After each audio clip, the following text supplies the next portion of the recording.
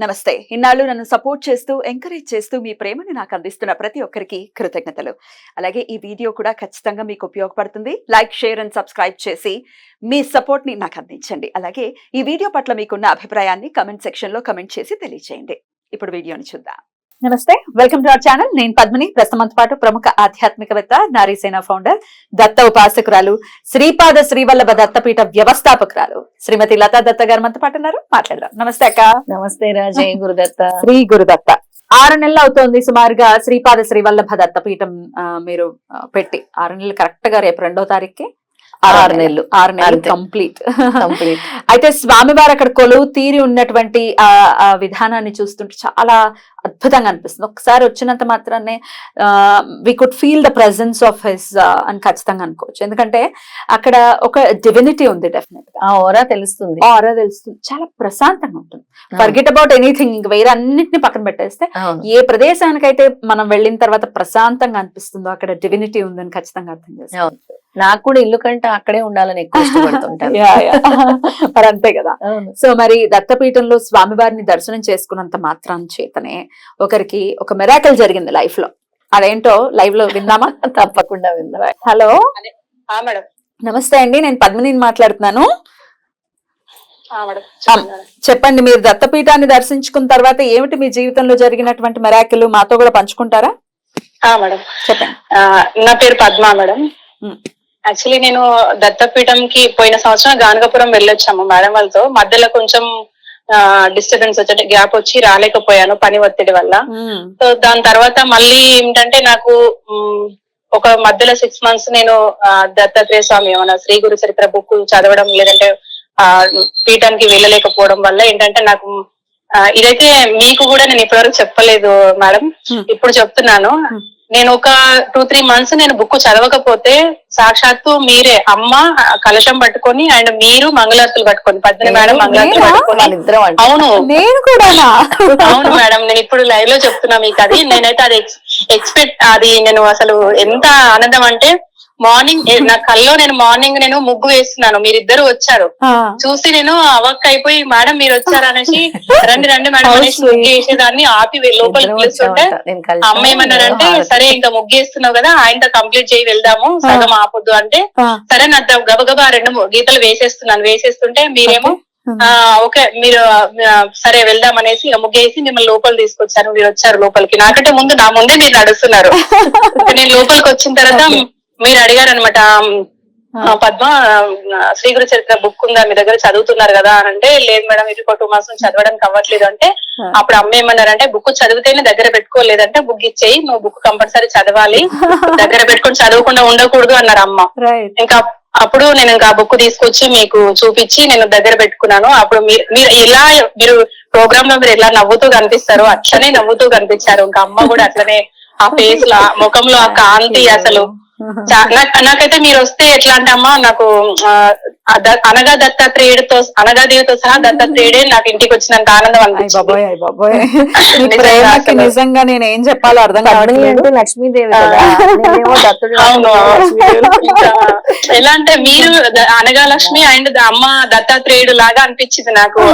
తర్వాత నా ఆ ఫీలింగ్ అలా అనిపించింది అనమాట. గాడ్, నేను ఏం చెప్పాలో అర్థం కావట్లేదు. మీ ప్రేమకి నిజంగా చాలా చాలా కృతజ్ఞతలు అండి. ఇంత ప్రేమను పెంచుకున్నారు. I don't know what to say, love you. అంతే, దత్తానుగ్రహం మేడం. అంతే. అంటే నేనని కాదు, మామూలుగా నేను వచ్చాను కల్లోకి అని కాదు, పునిస్త్రీ కల్లోకి రావటం అనేది ఒక సువాసిని అమ్మవారి అనుగ్రహం అని అనుకోవచ్చు. దాని తర్వాత దత్తపీఠంకు మళ్ళీ నేను వచ్చాను మేడం. అయితే రావడం చాలా అవ్వలేదు కాబట్టి తర్వాత మొన్న ఒకసారి వచ్చాను నేను. అంటే రావడానికి ముందే మళ్ళీ ఒకసారి యాత్రకి వెళ్ళొచ్చాను అనమాట. యాత్ర దగ్గర కూడా అమ్మ చెప్పినట్టే అక్కడ కూడా కొంచెం వాళ్ళు పూజారి గారు చెప్పడం, మాట్లాడము, అమ్మ కూడా చెప్పడము.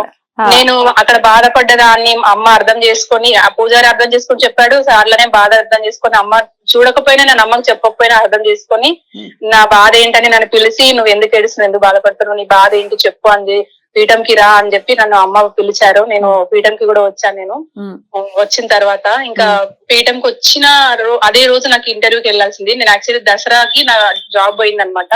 ఆ 20 days నేను ఖాళీగానే ఉన్నాను. ఆ రోజు కూడా నేను గంగాపురం వెళ్ళడానికి 2 days బ్యాకే జస్ట్ ఫ్రైడే వెళ్తారన్నాక బుధవారం రోజు కాల్ చేసి నాకు ఏం తోచక ఇంకా ఎలాగైనా వెళ్ళాల్సిందే అని పట్టుబట్టి మీకు అన్ఎక్స్పెక్టెడ్ గా కాల్ చేశాను. ఆ రోజు మీరు ఉంది వేకెన్సీ అంటే ఆ రోజు వచ్చేసాను అనమాట. సో తర్వాత అక్కడికి వెళ్ళొచ్చిన తర్వాత మళ్ళీ నాకు పీఠంకి వెళ్ళాను. నేను పీఠంకి వెళ్తే ఇంకా ఆ రోజు గురువారం పౌర్ణమి కూడా ఉండే. సో నేను వెళ్ళి చాలాసేపు కూర్చున్నాను. కూర్చున్న తర్వాత ఇంకా అమ్మకి చెప్పాను అనమాట, మేడం ఇట్లా అమ్మ ఈ రోజు ఇంటర్వ్యూ ఉంది అంటే, ఓకే మంచిది ఇంకా వెళ్ళు, నీకు ఇంతకుముందు చేసిన దానికంటే జాబ్ వస్తుంది, ఇంతకుముందు చేసిన దానికంటే ఒక 1000 రూపాయలు ఎక్కువనే వస్తుంది శాలరీ అని చెప్పారు. ఇంకా నాకు 17,500 వస్తుండే ఇంతకుముందు చేసిన దగ్గర. తీరా ఆ రోజు నేను ఆ పూజ దగ్గర నుంచి ఆ రోజు ఆ పూజ చేసుకొని వచ్చామన్నమాట. మన ఏది లక్ష్మీ వ్రతం చేసుకుని వచ్చాము. ఆ రోజు వచ్చి డైరెక్ట్ షాప్ కి వచ్చి షాప్ దగ్గర ఇంటర్వ్యూ అటెండ్ చేసుకుని నేను వెళ్ళాను అనమాట ఇంటికి. నెక్స్ట్ వీక్ మళ్ళీ అమ్మ దగ్గరికి వెళ్ళినప్పుడు చెప్పాను నేను. అదే రోజు నాకు జాబ్ కన్ఫర్మ్ అయింది అండ్ శాలరీ కూడా ఎగ్జాక్ట్లీ అమ్మ చెప్పినట్టుగానే కరెక్ట్ 1000 రూపాయలు ఎక్కువ, 18,500 శాలరీ.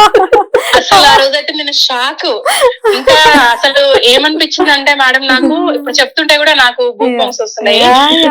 అసలు అంటే యాక్చువల్లీ నాకు ప్రాబ్లం లేదని కాదు, చాలా సమస్యలో ఉన్నా నేను. చాలా అంటే చాలా మానసికంగా చాలా కృంగిపోయి ఉన్నా. కానీ ఇదంతా కూడా ఏమనిపిస్తుంది, ఇంత బాధలో ఉండి కూడా, ఎంత బాధలో అంటే నా లైఫ్ లో నాకు ఇంతవరకు ఇప్పటి బాధలు వచ్చినాయి పోయినాయి, కానీ ఇంత బాధలు ఎప్పుడు నాకు ఇంకా అంతకంటే పెద్ద బాధలు వచ్చినాయి. ఇప్పుడు బాధల్లోనే ఉన్నా యాక్చువల్లీ నేను. కానీ ఈ బాధలో నేను ఏమైపోతాను అని ఆ బాబా నన్ను మళ్ళీ తీసుకెళ్లాడు. దత్తుడు నన్ను గానగోపురం తీసుకెళ్లాడు. అండ్ ఇప్పుడు కూడా నేను పుట్టడంత బాధల్లో ఉండి కూడా నేను ఇంత ధైర్యంగా ఉండగలుగుతున్నా అంటే బికాస్ ఫస్ట్ దత్తాత్రేయ స్వామి. అంతే నాకు ఎప్పటికప్పుడు ఏదన్నా చిన్న ఆలోచన వస్తే చాలు, ఫోన్ లో ఇట్లా ఫోన్ ఓపెన్ చేసే వాళ్ళు మెసేజెస్ కరెక్ట్ గా నాకు ఏదైతే సూట్ అవుతుందో అదే మెసేజ్ వస్తుంది. అప్పటికప్పుడు నాకు కళ్ళ నీళ్ళు వచ్చేసి ఎక్కలేని ధైర్యం వచ్చేస్తుంది నాకు. మీరు నమ్మారు స్వామి మిమ్మల్ని, అంటే మిమ్మల్ని మీ బిడ్డగా, ఖచ్చితంగా స్వామి బిడ్డలే, అందరం కూడా స్వామి బిడ్డలమే, కానీ నేనున్నానని మీకు చాలా ధైర్యాన్ని ఇస్తూ ఉన్నారు నిజంగా. అంటే మీరు నమ్మిన విధానానికి అలా ఆయన నుంచి రెస్పాన్స్ వస్తుందని చెప్పుకోవచ్చు. ఏమో మేడం, నాకు యాక్చువల్లీ నేను ఎక్కువ ఇంటెలిజెంట్ కాదు, నేను అమాయకంగా ఉంటా. నేను ఏం మనసులో ఏం పెట్టుకోను, అందరు మంచిగా కోరుతా, ఎవరు చెడుకోరను. సో ఒకప్పుడు నేను అనుకునేదాన్ని అనమాట, ఏమి కర్మ గురించి ఏం తెలియనప్పుడు అనుకునేదాన్ని, నేను ఎవరిని బాధ పెట్టను కదా, నాకెందుకు ఇట్లా, ఎవరిని నేను ఏం అనను కదా, నాకెందుకు ఇట్లాంటి ప్రాబ్లం, అంటే మనం బాధ ఇస్తే బాధ వస్తుంది అంట కదా, నేను ఎవరిని బాధ పెట్టే నాకెందుకు వస్తుంది అనుకున్నా. కానీ తర్వాత బాబా మెసేజెస్ కానీ, నేను కొన్ని బాబా చరిత్ర కానీ చదివినప్పుడు, శ్రీ గురు చరిత్ర కానీ చదివినప్పుడు దానిలో ఏముందంటే కర్మను బట్టి మనకు వస్తుంది, మనం గత జన్మల కర్మను బట్టి మనకు వస్తుంది, అందులో కర్మఫలం బట్టి అని చెప్పిన తర్వాత నాకు అది అర్థమైంది. మొన్న అమ్మ కూడా శ్రీపాద వల్లభుల బుక్ ఓపెన్ చేసి నా గురించి పేజీ ఓపెన్ చేస్తే అదే వచ్చిందన్నమాట. కర్మానుసారం అని కర్మ కొంత ఉంది, పితృదోషం కొంత ఉంది అన్నట్టు వచ్చింది. సో నాకు ఇంకా అది క్లియర్ చేసుకుంటే నాకు సరిపోతుంది. ఇంత ప్రాబ్లమ్స్ ఉన్నా కూడా ఇది క్లియర్ అయిపోతుంది, ఓకే వచ్చినా పర్లేదు, ఇది క్లియర్ అయిపోతుంది నాకు అనే ఒక ధైర్యం ఖచ్చితంగా క్లియర్ అవుతుంది. మీరు చాలా చాలా సంతోషంగా ఉంటారు, అందులో ఎటువంటి సందేహం లేదు. మీరు స్వామిని నమ్మిన తీరు నన్ను చాలా ఇన్స్పైర్ చేస్తుంది. ఇంకొక ఇన్సిడెంట్ చెప్పాలి. నిన్న రాత్రి కూడా నా కల్లో బాబా కనిపించారు. ఎలా అంటే మా కాలనీలో ఒకరు, వాళ్ళు ముస్లిం వాళ్ళు, ఆంధ్ర సైడ్ వాళ్ళ ఏరియా ముస్లిం వాళ్ళు 3 floors బిల్డింగ్ కట్టుకున్నారు. 3 floors హైట్ కి మొత్తము వాళ్ళు బాబాకి వాళ్ళు సపరేట్ గా కట్టించి ఆ బిల్డింగ్ ముందు, అంటే బిల్డింగ్ ఆడుకొని అదే బిల్డింగ్ ఫుల్ కంప్లీట్ గా వాల్ వేసేసి బాబాని ఫుల్ గా నిలబెట్టేసి ఇట్లా పెద్ద 3-4 బిల్డింగ్ ఎంత హైట్ ఉంటుందో అంత హైట్ బాబా విగ్రహం వాళ్ళు స్టాచ్యూ లాగా పెట్టుకున్నారనమాట వాళ్ళు. అయితే అది నేను చూసాను. నేను అనుకున్న అబ్బా, నేను తర్వాత ఇప్పుడు నేను చిన్నిల్లు ఉంది కదా, నేను పెద్దిల్లు కట్టుకున్నాం, నేను కూడా ఇట్లా పెట్టుకోవాలి, ఇంత కాకపోయినా కొంతన్నా పెట్టుకోవాలి అని అనుకున్నా కల్లో, మామూలుగా అనుకున్నా. సో నా కల్లో ఏంటంటే నిన్న ఒకరు ఇల్లు కట్టుకున్నారు, బాగుంది. అసలు ఆ ఇంటి చుట్టూ బాబా విగ్రహాలే. అసలు అసలు నాకైతే ఆశ్చర్యం. మా అబ్బాయి అంటున్నాడు, మమ్మీ అగో నీకు నచ్చిన బాబా విగ్రహాలు చూడు ఎంత బాగా కనిపిస్తున్నాయి, నాకు నచ్చిన కృష్ణ విగ్రహం కూడా ఉంది మమ్మీ అని అంటున్నాడు మా అబ్బాయి. అసలు నేను చాలా చాలా సంతోషంగా ఉన్నా మేడం. ఎప్పటి నుంచో ఇట్లా ఈ వీడియో అండ్ లైవ్ లో కూడా నేను మాట్లాడాలనుకున్నా. అప్పుడు ప్రోగ్రామ్ ఇలా కుదిరింది. యాత్రకు వచ్చినప్పుడు ఒకసారి మాట్లాడాను. సో అయినా ఇప్పుడు మాట్లాడడం వల్ల కూడా ఏంటంటే, నా ఉద్దేశం ఏంటంటే, మీరు పదే మీరు చెప్తుంటారు, అమ్మ కూడా చెప్తుంటారు, మనం మేము మాట్లాడేది ఏదైనా సరే నలుగురికి ఉపయోగపడాలి, నలుగురు ప్రాబ్లమ్స్ నుంచి బయటపడాలని మీరు చెప్తారు కదా మేడం. మీ ఆ తాపత్రయం, మీ ఆరాటం ఉంటది కదా. అమ్మ కూడా స్వచ్ఛమైన మనసు, మీరు కూడా స్వచ్ఛమైన మనసు. అసలు ఎంత ఆరాట పడతారంటే ఎవరికి ఏం సంబంధం లేకపోయినా సరే మీకు ఎంత ప్రేమ ఆరాటం ఉంటుంది. నాకు అది చాలా బాగా నచ్చుతుంది. అందుకే ఇది కూడా నలుగురికి ఉపయోగపడాలని ఉద్దేశం.